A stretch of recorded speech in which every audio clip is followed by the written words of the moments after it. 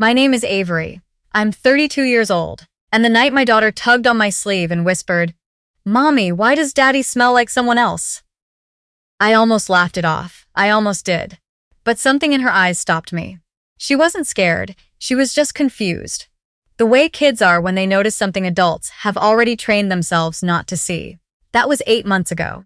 And by the time everything came apart, I understood that my daughter had seen the truth long before I did. Let me start from the beginning. My husband and I had been married for 6 years when it happened. We met in college. He was studying architecture. I was in nursing school. And we built a life together the slow, ordinary way. An apartment first, then a house in a quiet suburb outside Columbus. A daughter who arrived 3 years into our marriage, all dark curls and bright opinions. His name was Conrad. My daughter's name is June. She just turned 5, and for most of our marriage, I thought I knew exactly who I had married. Conrad traveled often. He worked for a firm that took on projects in different cities. New hospital wings, school renovations, commercial builds.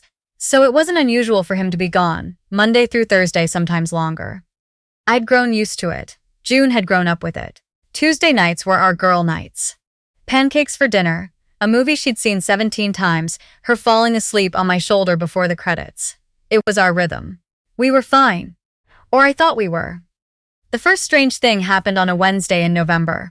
I remember because June had a cold and I'd taken the day off work to stay home with her. Conrad was supposed to be in Pittsburgh. I was sitting at the kitchen table, going through her pediatrician paperwork when my phone rang. It was my mother-in-law. She didn't say hello. She just said, "Avery, where is Conrad right now?" I told her Pittsburgh. She went quiet in a way that made the back of my neck prickle. "That's strange," she said carefully, "because I just got a call from a hospital in Columbus. They have a man matching Conrad's description. He was in a car accident this morning. They found his wallet." I remember laughing, actually laughing. I told her that was impossible. Conrad had texted me that morning from his hotel room. He'd called June the night before to say goodnight. He was in Pittsburgh. She said, "I know, but you should go check." I called Conrad first. He picked up on the second ring. He sounded calm, a little groggy, like I'd woken him from a nap. I told him what his mother had said. He was quiet for a moment, then said, "Must be identity theft. Stolen wallet, someone else was in the accident. You know how hospitals are with this stuff." His voice was steady, reassuring. "You don't have to go. I'll call them myself." But my mother-in-law called back before I could even hang up.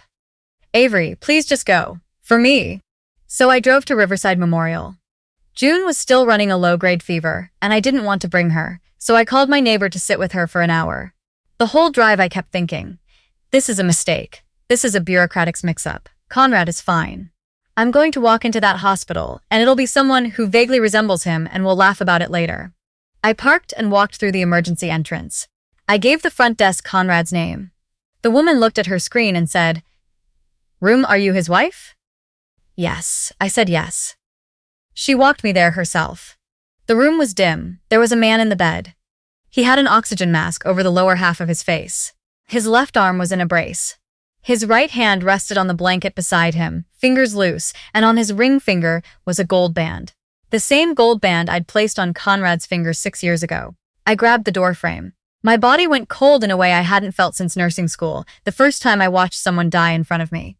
The man in the bed was Conrad. Same hairline, same jaw, a small scar on his left temple from a childhood bike accident. The hands I had held through a funeral, through the birth of our daughter, through 6 years of ordinary Sundays. A nurse stepped beside me. "He's stable. We're still running tests. You're lucky. If the other driver hadn't pulled him out of the car, it could have been much worse." I nodded. Or I think I did. I'm not sure my body was taking instructions from my brain at that point. Because an hour earlier I had spoken to my husband on the phone. I had heard his voice. He had asked me if June's fever had broken. I stood in that hospital room for what felt like a very long time. Then I stepped outside into the hallway and called Conrad again. He answered. "Hey," he said. "Did you go?" Was it what I said? Someone else? I had to concentrate on keeping my voice flat. "I'm here," I said. "Can you come? I need you to come to the hospital." A pause. Brief. Then, "Avery, I'm in Pittsburgh. I have a site visit in 40 minutes. Please," I said. "Just come." Another pause. "Is everything okay?" "You sound." "I'm fine. I just need you here." He came. 3 hours later, he walked through the sliding doors of Riverside Memorial in a button-down shirt and carrying a bag he'd clearly packed in a hurry. He found me in the waiting room and hugged me, and his arms felt real and solid and familiar, and I hated myself for needing that to be enough. He never asked to see the man in room 114. I noticed that. I told myself he didn't need to. I told myself I was looking for problems in a situation that already had enough of them. We drove home together. He drove. I watched his hands on the wheel the whole way. The man in the hospital remained unconscious for 11 days. Doctors listed him as my husband. His fingerprints were in the system under Conrad's name from a background check he'd done years ago when we refinanced our house. Every piece of his identity said he was Conrad, every piece. And yet Conrad was sleeping in our bed. I stopped telling people how confused I was, because every time I tried to explain it, two men, same face, same name, same prints. I could see the careful, gentle look spreading across the other person's face.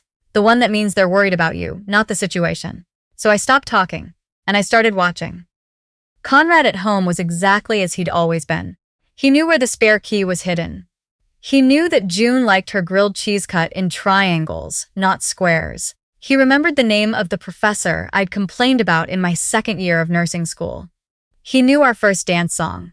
He knew the inside joke we'd had since our honeymoon about a waiter who'd brought us the wrong dessert and gotten defensive about it. He was perfect. That was the problem.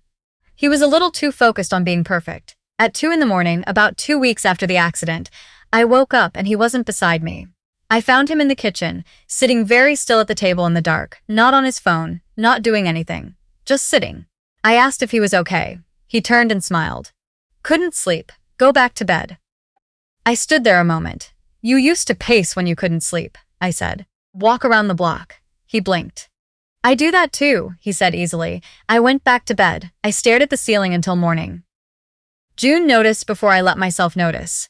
She'd been quieter than usual around him since the accident, pressing herself against me when he walked into a room. Kids don't perform discomfort.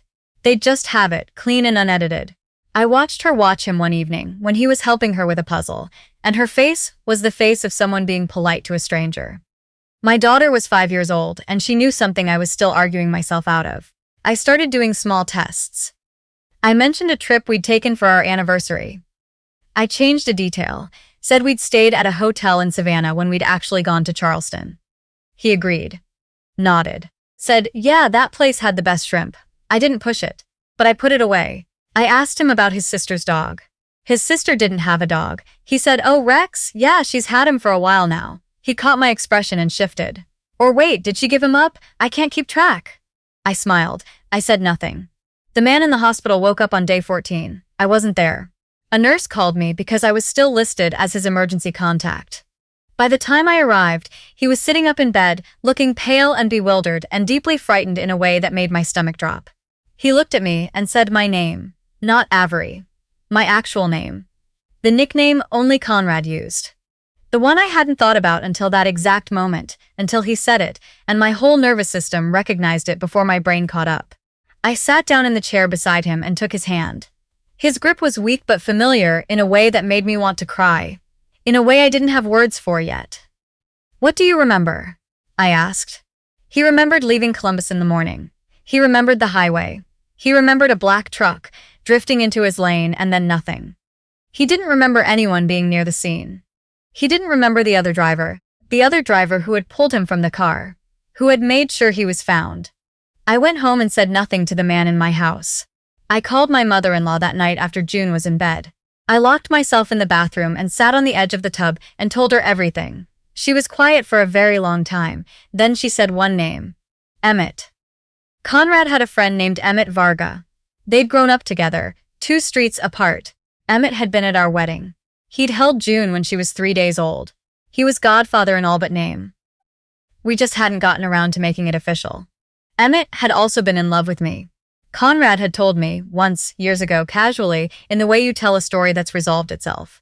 He told me back in college. I told him you were mine. He said he knew. That was that. I'd thought it was sweet in a complicated way, and I had not thought about it since. My mother-in-law said, Emmett had some procedures done. About 2 years ago. I heard through his mother that he'd had some kind of reconstruction. She said it was cosmetic, an accident injury. I didn't think much of it. I sat there on the edge of that tub and I thought about the man in my kitchen who had said yes to Savannah and yes to a dog that didn't exist. I thought about how much you could learn about a person if you'd spent 30 years watching them. If you'd been in their home, at their table, at their wedding, if you'd held their child.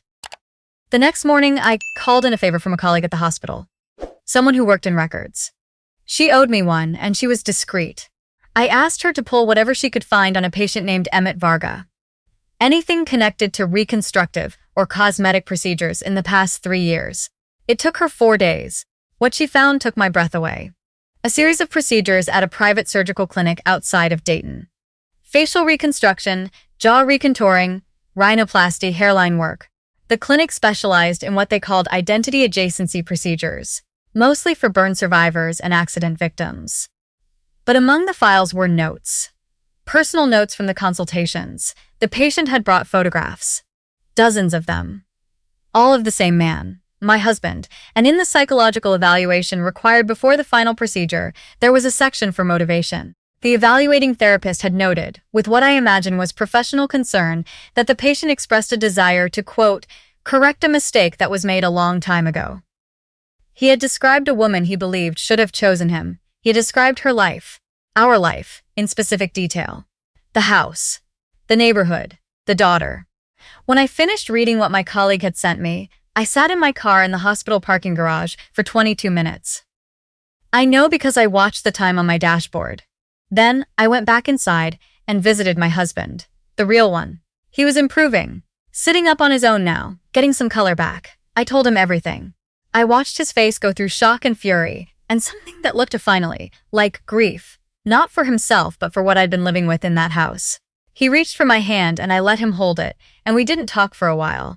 I told him I wasn't ready to confront Emmett. Not yet. I needed to be careful. I needed to think, he said, then we do it your way. I went home. I smiled through dinner.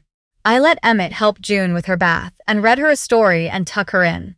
And I stood in the hallway outside her bedroom door and breathed through my nose and reminded myself that I had a plan. For the next 3 weeks, I gathered everything. My colleagues' files, security footage from the surgical clinic, which a private investigator sourced for me after I explained what I was dealing with, and he sat back in his chair and said, slowly, ma'am, this is the most elaborate thing I've heard in 15 years of doing this job. Bank records showing Emmett had withdrawn nearly $40,000 over 18 months. Wire transfers to the clinic. Cash payments to a person I later found out was a former EMT who'd staged the accident scene. Text messages recovered from an old account of Emmett's that the investigator found through channels I didn't ask too much about. The messages were to someone he'd hired. Instructions about timing. About making sure Conrad survived. He needed Conrad to survive, to be found, to be identified. Because if Conrad died, everything would unravel. The plan required Conrad to be alive and incapacitated and believed by everyone, including me, to already be home. He'd planned for me to never question it. He knew me. He knew how much I wanted things to make sense. There was one more thing I found. In the browser history on Conrad's home laptop, which Emmett had been using freely, I found searches for asset transfer documentation. My name was on a property I'd inherited from my grandmother. A piece of land outside Asheville worth considerably more than I'd ever paid much attention to. There were also searches for how Spousal Financial Authority worked in Ohio. He didn't just want to be Conrad. He wanted everything Conrad had. I chose a Sunday. Conrad had a habit of spending Sunday mornings working in his home office while June watched cartoons. It was their routine. Him with the door open so she could wander in and show him things. I told Emmett I thought we should have his parents over for brunch. He said of course. He texted them. I watched him do it, and they confirmed they'd come. I didn't tell them the real reason. I told them after they arrived, pulling Conrad's father aside first, showing him the photographs side by side with the man in our kitchen, and watching his face become very, very still. He put his hand on my arm and said, "What do you need me to do?" I said, "I need you to stay at the table and act normal for 20 more minutes."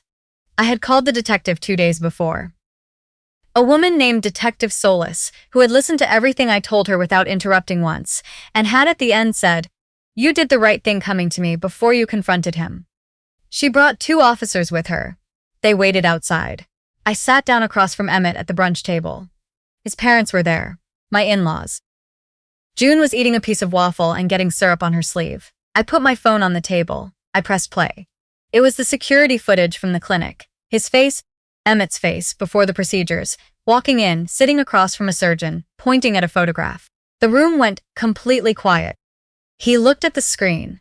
Then he looked at me. And in that moment, the thing that had been wrong this whole time became visible on his face. A flatness, a calculation, something that was not Conrad and had never been Conrad, and that I had felt around the edges of for months without being able to name it. He stood up.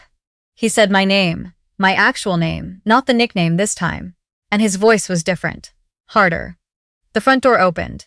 Detective Solis walked in. Emmett sat back down. He didn't run. He'd always been smart enough to know when a situation was already decided. He was charged with criminal impersonation, aggravated assault, conspiracy to commit fraud, and several counts I don't fully remember. Because by the time the detective was reading them aloud, I was sitting on the porch steps in the cold morning air, and my father-in-law had brought me a cup of coffee and was sitting next to me without saying anything. Which was exactly what I needed. June came out a few minutes later and climbed into my lap. She looked at the police car in the driveway with the matter-of-fact calm of a 5-year-old and said, "Is the bad man going away now?"